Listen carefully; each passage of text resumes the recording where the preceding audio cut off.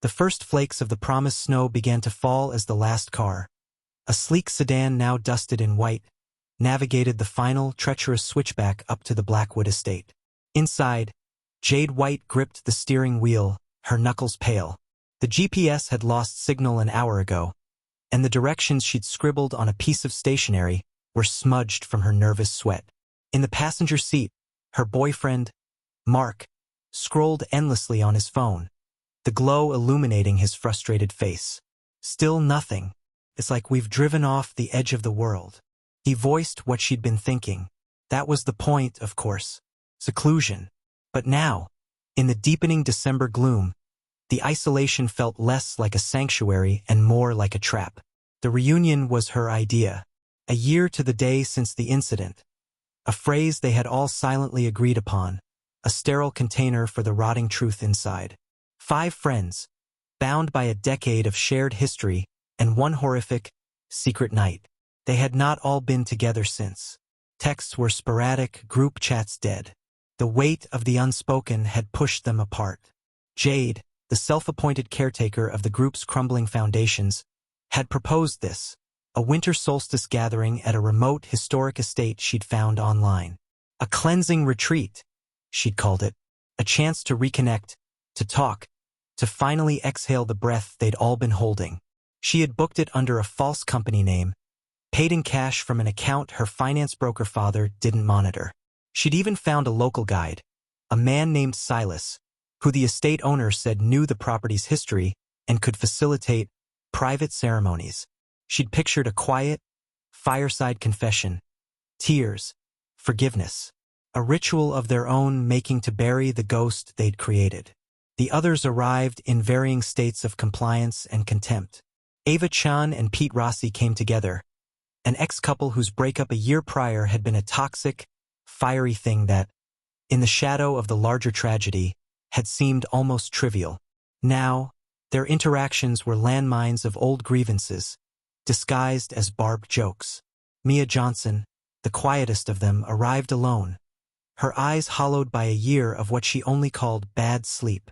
And then there was Ricky Bowen, the group's once irrepressible nucleus, now a sunken-chested version of himself, his laughter too loud, his eyes never quite meeting anyone else's. He'd brought enough liquor for a small army, his solution to every problem a chemical erasure. Blackwood Estate loomed at the end of the drive, a Gothic manor of dark stone and leaded windows, hunched against the gathering storm. It was grand, yet eerily still, as if holding its breath. No welcoming light glowed in the windows Silas had promised to leave on. As they hauled their bags inside, the sheer silence of the place was oppressive. The air was cold, older than the winter chill outside, smelling of dust, damp wood, and forgotten things. Charming, Ava drawled, dropping her designer weekend bag on the Persian rug in the grand foyer. No Wi-Fi password in the brochure, Jade? I'm already having withdrawal. Her tone was light, but her eyes scanned the dark wood paneling and mounted stag heads with unease. It's off-grid, Jade said, forcing cheer. Meant to help us. Disconnect. Mission accomplished, Pete muttered, tapping his phone uselessly. I'm disconnected from the 21st century. The evening unfolded in a stilted pantomime of normality. They built a fire in the cavernous hearth. Ricky poured heavy drinks.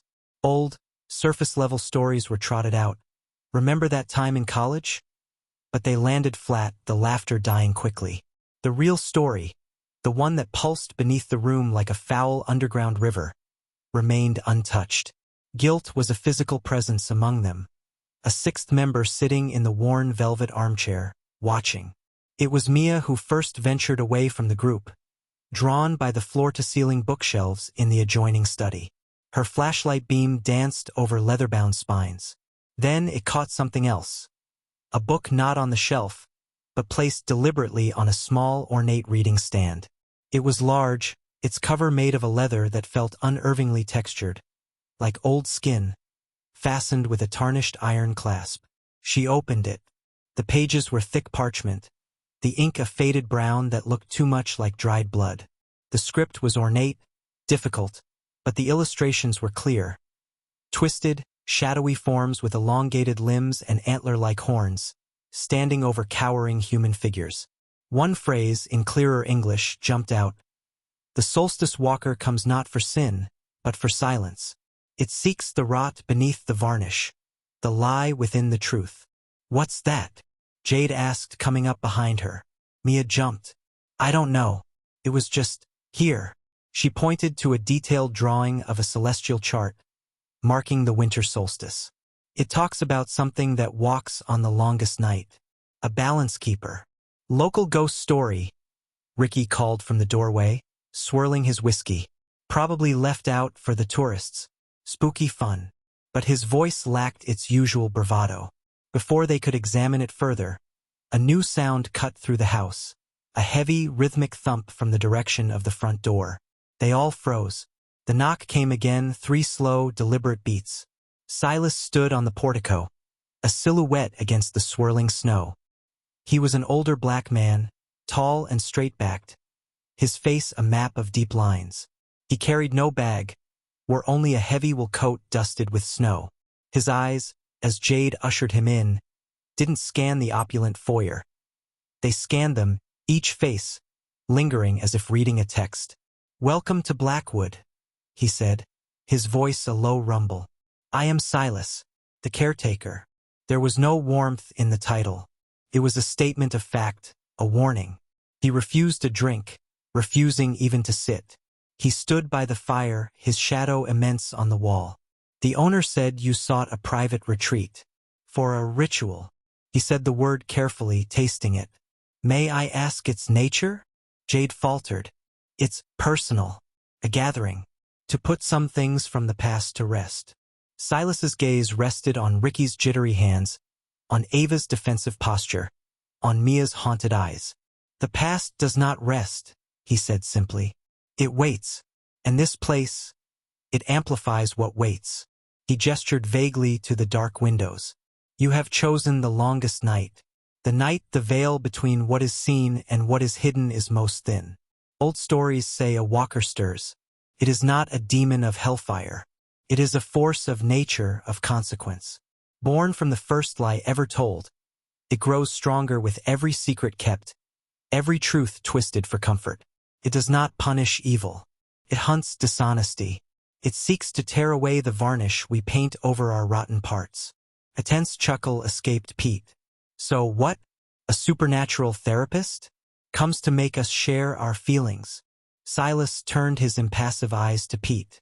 "It comes to restore balance. If your hearts are heavy with unspoken things, you have lit a beacon for it. This night is its domain. The ritual you may have planned, it is child's play. The only ritual that matters now is truth. Full, ugly, unforgiving truth. Spoken aloud before the dawn." An uncomfortable silence descended. Ava broke it, her voice sharp with manufactured disdain. "This is ridiculous. We're paying to be scared by campfire stories? I came here to get away from stress, not get a lecture from the help about mythical lie detectors." Silas didn't flinch. "I am not the help. I am the witness my family has provided for this land for generations. I am here to tell you what walks here. What you do with the warning is your affair." He looked at Jade one last time. "The journal in the study speaks of it. It is not a story.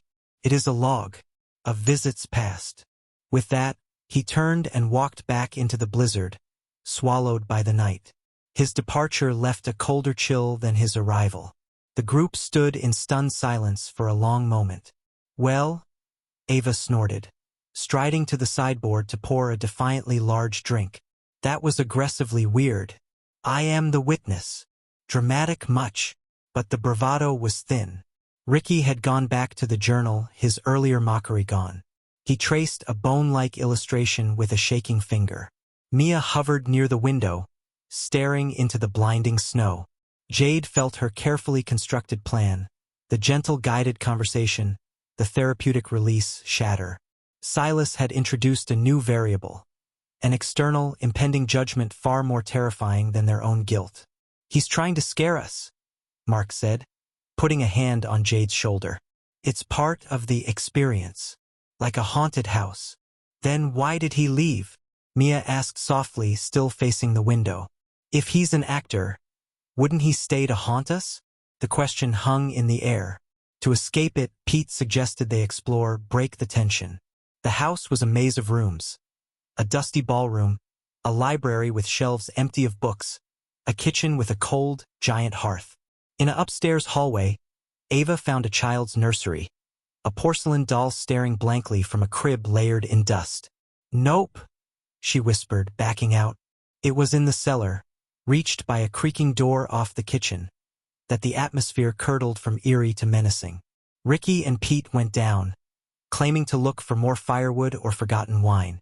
The single bulb illuminated a low-ceilinged space of stone walls and earth floor. Crates were stacked haphazardly, and in the center, clear of debris, was a circle drawn in what looked like dark ash or soil. At its cardinal points were small, odd objects. A twisted root resembling a hand, a tarnished silver bell, a bird skull, and a smooth, dark stone that seemed to drink the light. "What the hell?" Pete murmured, shining his phone light. Ricky stepped closer, then recoiled. "It's cold. Like, physically cold coming off it." He wasn't joking. A palpable, localized chill emanated from the circle, a pocket of deep winter in the already cold cellar. Pete's light caught something at the edge of the circle, a modern item. A silver pendant on a broken chain. He picked it up. It was a simple locket.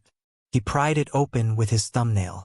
Inside was a tiny, water-stained photo of a young woman with dark hair and a bright, smiling face.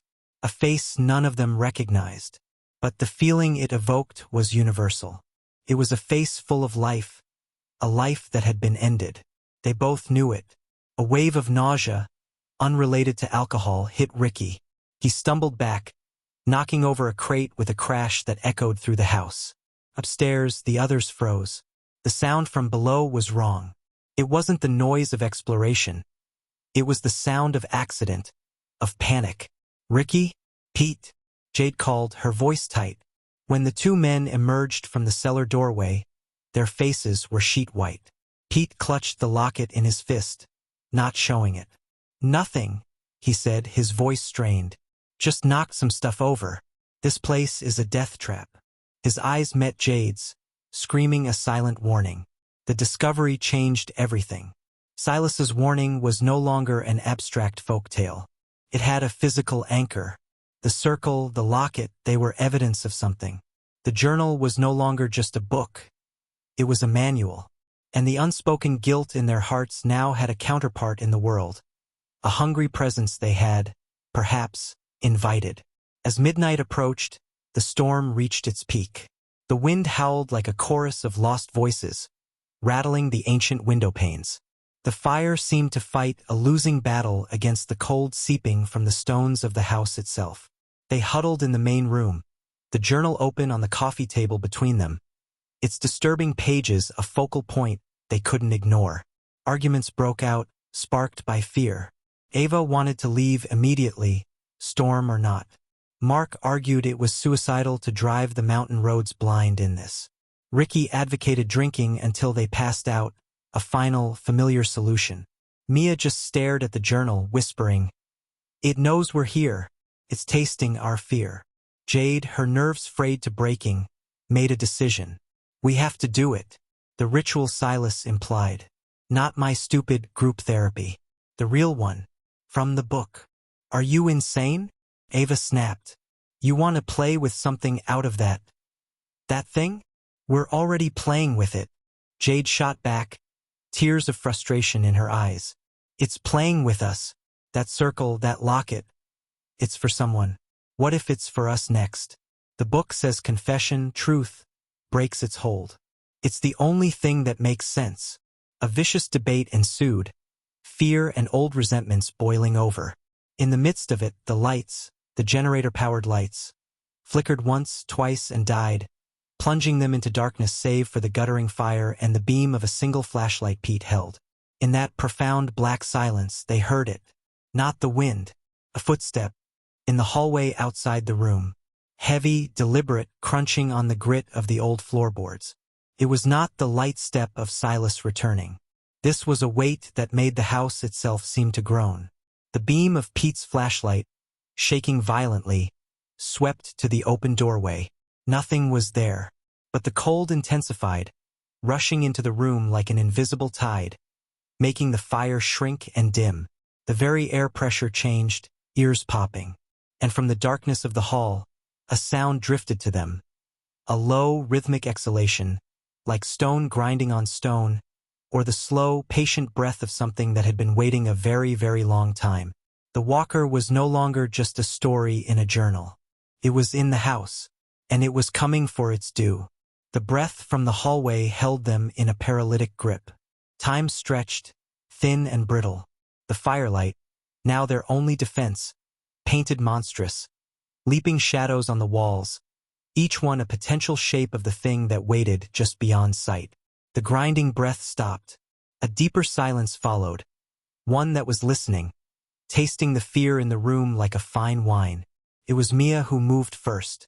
With a choked sob that was half terror, half resolve, she lunged for the journal on the table, pulling it to her chest as if it were a shield. The motion broke the spell. Pete swung his flashlight beam frantically across the doorway, the circle of light revealing only empty, dark space. "It's messing with us," Ava whispered, her voice stripped of its earlier arrogance, raw and young. "Psychology. Infrasound. Old houses make noises." As if in reply, a door upstairs slammed shut with a force that shook dust from the ceiling beams. Not the wind. The wind howled outside. This was inside. Containment. Panic, pure and electric, finally took over. "We need to get out," Ricky yelled, stumbling towards the front door. He wrenched it open, only to be met with a solid wall of howling, white oblivion. The blizzard had erased the world beyond the portico. To step out was to vanish. He slammed the door shut, leaning against it, chest heaving. "The cellar," Mark said, his practical mind racing for solutions. "Maybe there's another way out. A root cellar, an old delivery entrance." The memory of the ash circle and the cold pocket flashed in all their minds. The cellar was not a refuge. It was a locus. "No," Jade and Mia said in unison. "Trapped." The word hung unspoken. They were trapped with the thing Silas had warned them about, the entity their own buried crime had apparently summoned. The journal's words echoed in Jade's mind.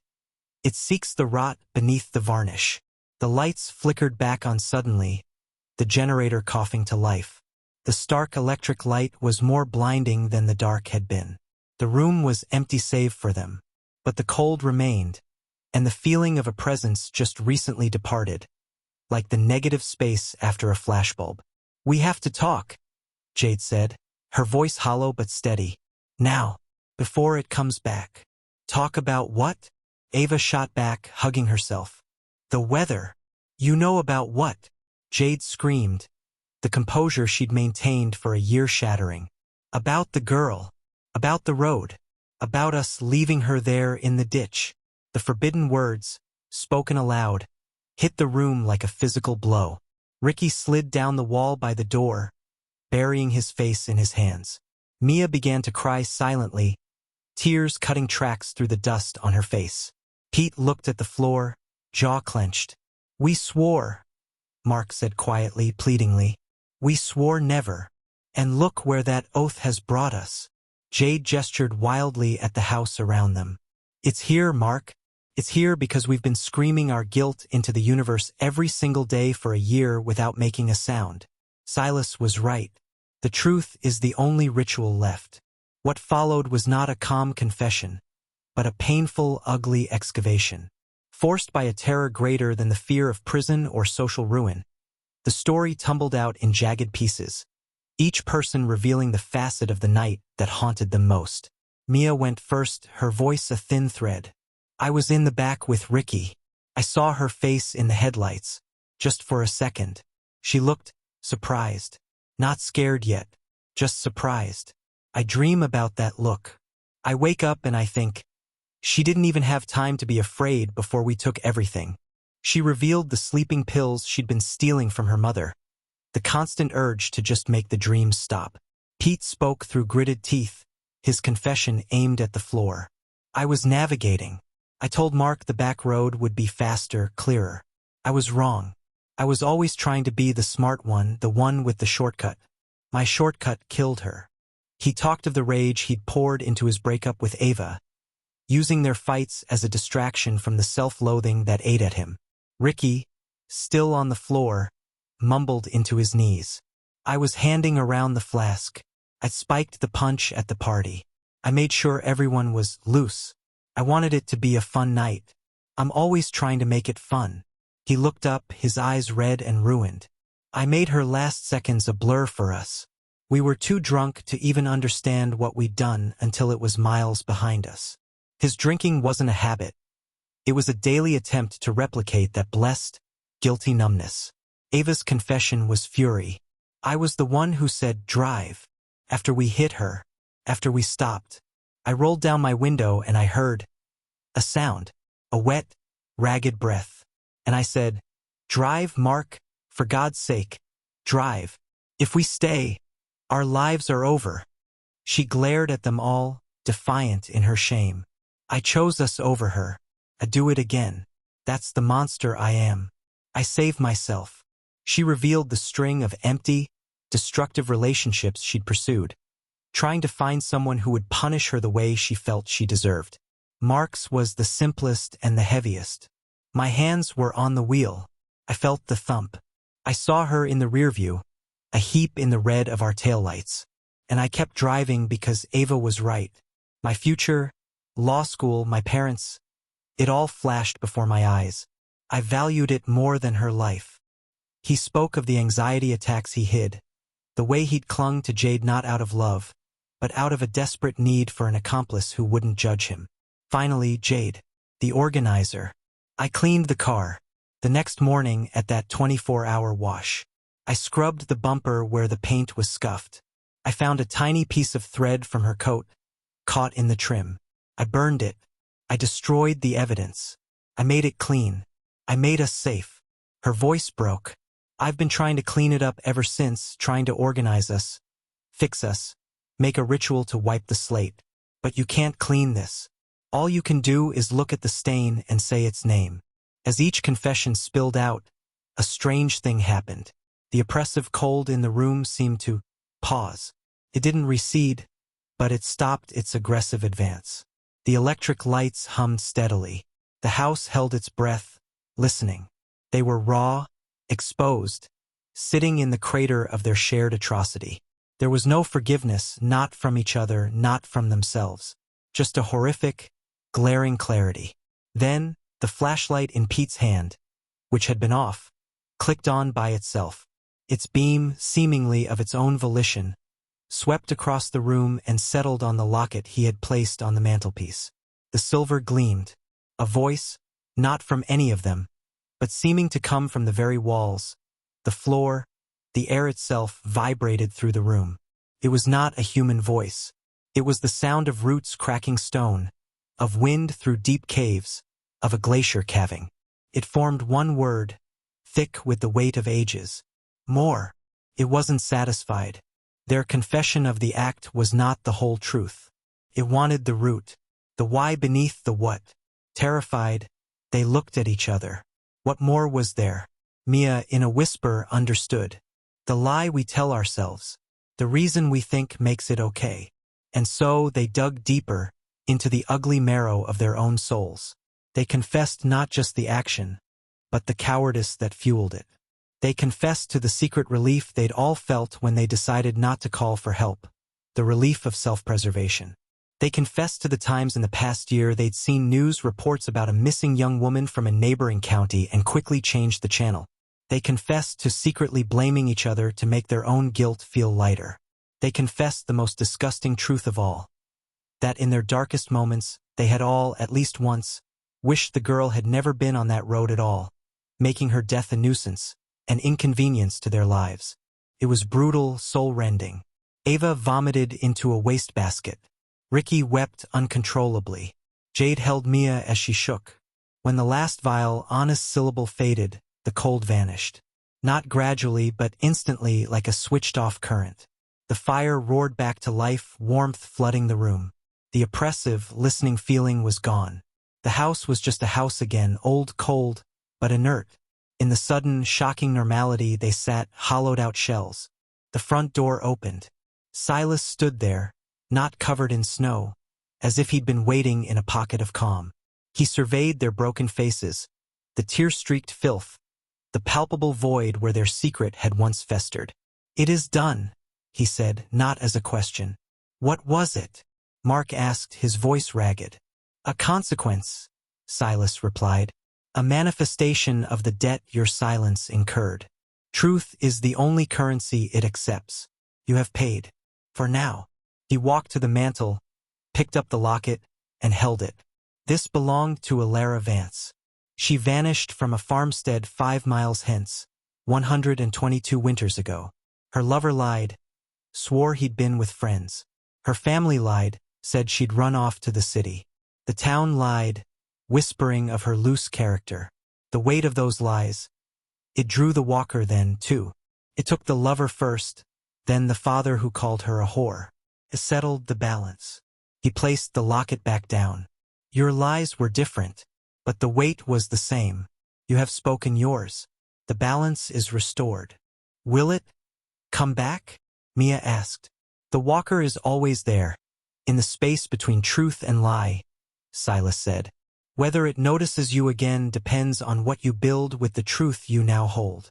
As the first gray light of dawn bleached the edges of the blizzard-scoured sky, they packed in silence. There were no goodbyes to Silas. He was already gone. They drove down the mountain on roads now just heavy with snow, the world quiet and new. They did not go to the police that day or the next. The confessions spoken to a supernatural entity did not translate to a legal affidavit. The fear of prison was now intertwined with a deeper, more existential terror. But something had shifted. A week later, an anonymous donation, pooling a significant portion of each of their savings, was made to a charity supporting victims of hit-and-run accidents and their families. Another was made to a missing persons advocacy group in the name of Alara Vance. They did not stay friends. The bond forged in guilt and sealed in terror was not one that could sustain a normal life. They drifted apart, but this time without the poisonous secret tugging at them. The silence between them was no longer a prison. It was simply distance. Jade sold the jewelry she'd used to fund the trip and started volunteering at a crisis hotline. Mark, after a breakdown, left law school and began studying social work. Pete sought out a rigorous therapy program. Ava, in a stunning move, reconciled with her estranged mother and began working at the family's struggling restaurant, finding solace in mundane, honest labor. Ricky checked into a rehab facility, this time not for a temporary fix, but a real one. Mia finally told her doctor about the dreams and the pills, beginning a long, painful path of proper treatment. They never spoke of that longest night at Blackwood Estate again. Not to each other, not to anyone. But in the quiet moments of their lives, in the dark just before sleep, they sometimes felt not a cold breath, but a simple, unblinking awareness. A reminder that every lie cast a shadow, and some shadows had teeth. They had looked into the face of the truth that walked, and it had, in its merciless way, set them free to build a life worth living, one honest, painful brick at a time.